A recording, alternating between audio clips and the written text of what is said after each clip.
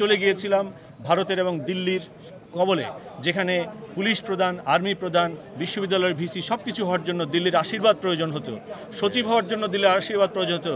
বাংলাদেশ আর কখনো সেই বাস্তবতায়, সেই কখনো কালো গহ্বরে শেখ হাসিনার মতো কোনো ফ্যাসিস্ট শাসনে আর যাবে না। সেই শিক্ষা ছাত্র সমাজ আমাদের দিয়েছে, ঐক্যবদ্ধ জাতি আমাদেরকে দিয়েছে। তাই দেশের ছাত্র সমাজের যে ত্যাগ, তার মধ্য দিয়ে আগস্ট বিপ্লব সম্পন্ন হয়েছে। আগস্ট বিপ্লবের পর আমি প্রবাস থেকে যে প্রবাসীদের যে ঐক্যবদ্ধ সংগ্রাম, তার ফসল হিসেবে স্বাধীন বাংলাদেশের পরিস্থিতি দেখতে গিয়েছিলাম। আমি বাংলাদেশ দেখে এসেছি, আমি আগস্ট বিপ্লবের একটা উৎফুল্ল জাতিকে দেখে এসেছি। এই আরেক আগস্ট বিপ্লব, যে বিপ্লব আমাদেরকে স্মরণ করে দিয়েছে মহান মুক্তিযুদ্ধ এবং শহীদ প্রেসিডেন্ট জিয়াউর রহমান যে উদ্দেশ্যে বাংলাদেশকে স্বাধীনতার সংগ্রামে ওই রিভোল্ট বলেছিল, সেই আজকের ছাত্র সমাজও সেই ওই রিভোল্টের মাধ্যমে বাংলাদেশকে মুক্ত করেছে। এবং বাংলাদেশে যে নতুন অধ্যায়ের সূচনা হয়েছে, বাংলাদেশের মানুষের, আমি দেশনেত্রী বেগম খালেদা জিয়াকে ওনার সঙ্গে দেখা করে আসার সুযোগ পেয়েছি।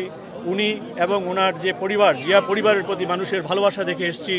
বাংলাদেশকে টেক ব্যাক বাংলাদেশ যে ঘোষণা শহীদ প্রেসিডেন্ট জিয়াউর রহমান এবং বেগম খালেদা জিয়ার পুত্র তারেক রহমান অবিসংবাদিত নেতা হিসেবে দিয়েছিলেন, সেই টেক ব্যাক বাংলাদেশ ছাত্র সমাজ বুকের তাজা রক্ত দিয়ে বৈষম্য নিরসন এবং যে ফ্যাসিবাদের পতনের মধ্য দিয়ে বাংলাদেশ পুনরুদ্ধার হয়েছে। এখন তারা গণতান্ত্রিক প্রক্রিয়ায় ফিরে যাবার জন্য একটা ট্রানজিশনের মধ্যে আছে। এখানে ফ্যাসিবাদের যারা প্রেতাত্মা আছে, ফ্যাসিবাদে যারা গণহত্যা চালিয়েছে, তাদের শাসনকে ধরে রাখার জন্য তারা নানা রকমের ষড়যন্ত্র এবং চক্রান্ত চালাবে। এ ব্যাপারে ছাত্র সমাজ এবং সকল মানুষ সচেতন রয়েছে এবং এই বিজয়কে, আগস্ট বিপ্লবকে নস্যাৎ করার জন্য যে কোনো ধরনের প্রয়াসের বিরুদ্ধে আবারও জনগণ যে কোনো সময় রাস্তায় নেমে আসবে, এই প্রত্যাশা এবং এই তেজ আমি কিন্তু দেশের মানুষের মধ্যে দেখে এসেছি।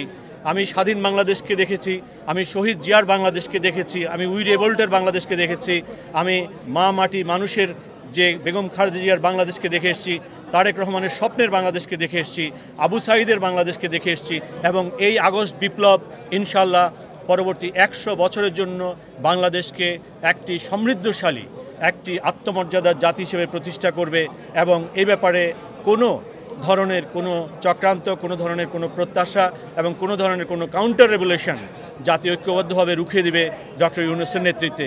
এই ব্যাপারটিও আমি দেখে এসেছি এবং আমি বিশ্বাস করি আজকে বিএনপির প্রতিষ্ঠাবার্ষিকী উপলক্ষে বাংলাদেশের বৃহত্তম রাজনৈতিক দল, যার নেতৃত্বে গত 15 বছর ফ্যাসিবাদ বিরোধী আন্দোলনে মানুষ ত্যাগ স্বীকার করেছে, শত শত মানুষের মায়ের বুক খালি হয়েছে এবং এই আন্দোলনে কয়েক হাজার ছাত্রকে হত্যা করেছে খুনি হাসিনা। এবং পালিয়ে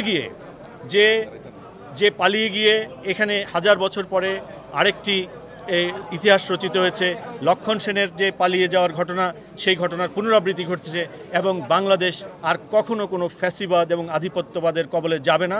কারণ শহীদ জিয়া যে উই রিভোল্ট বলেছিল, বিএনপির আজকের সেই প্রতিষ্ঠাবার্ষিকীর দিনে আজকে জাতি গভীর শ্রদ্ধার সঙ্গে সেটা স্মরণ করেছে।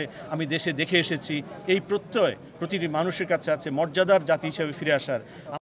কবে নাগাদ জাতীয় নির্বাচন দেশে হতে? আমি জাতীয় নেতৃবৃন্দ, সাংবাদিক, বুদ্ধিজীবী সকল পর্যায়ে কথা বলে দেখেছি, প্রতিটি মানুষ নির্বাচন এবং গণতান্ত্রিক প্রক্রিয়ার জন্য আকাঙ্ক্ষা রয়েছে। কিন্তু 15 বছরের দুঃশাসন এবং ফ্যাসিবাদ যেভাবে দেশকে তছনছ করে দিয়ে গেছে, অর্থনীতিকে তছনছ করেছে, রাজনীতিকে তছনছ করেছে, মানুষের নৈতিকতাকে তছনছ করেছে, সেখানে এই প্রতিষ্ঠানগুলোকে গড়ে তুলতে, নির্বাচন প্রতিষ্ঠান, নির্বাচন কমিশন এবং যে প্রশাসন, পুলিশ, এই প্রশাসনগুলো গড়ে তুলতে কিছু সময়ের প্রয়োজন হবে। সেই কারণেই রাজনীতিকরা অত্যন্ত দায়িত্বশীলতার সঙ্গে বলছেন এই প্রতিষ্ঠানগুলো দাঁড় করিয়ে অচিরেই নির্বাচন আয়োজনের মাধ্যমে একটি গণতান্ত্রিক প্রক্রিয়া ফিরে আসবে। আরেকটি কথা খুবই সত্য, বাংলাদেশ একটি গণতান্ত্রিক আকাঙ্ক্ষার মধ্য দিয়ে বাংলাদেশের জন্ম এবং স্টেট একটা পলিটিক্যাল ইনস্টিটিউশন। সুতরাং এই সরকারে যারা আছেন তারা প্রত্যেকে অবহিত আছেন, তারা প্রত্যেকে আন্তর্জাতিক খ্যাতিসম্পন্ন এবং তারা এই রাষ্ট্রকে যে পরিচালনার জন্য তারাও সেই গণতান্ত্রিক আকাঙ্ক্ষার কথা স্পষ্টভাবে ঘোষণা করেছেন। এখানে প্রক্রিয়ায় যে সময়টি প্রয়োজন, সেই যৌক্তিক সময় পর্যন্ত মানুষ অপেক্ষা করবে এবং যে সংকটগুলো সামনে আসছে সেই সংকটগুলো ঐক্যবদ্ধভাবে মোকাবেলা করবে বলে মানুষের মধ্যে আমি প্রত্যয় দেখেছি।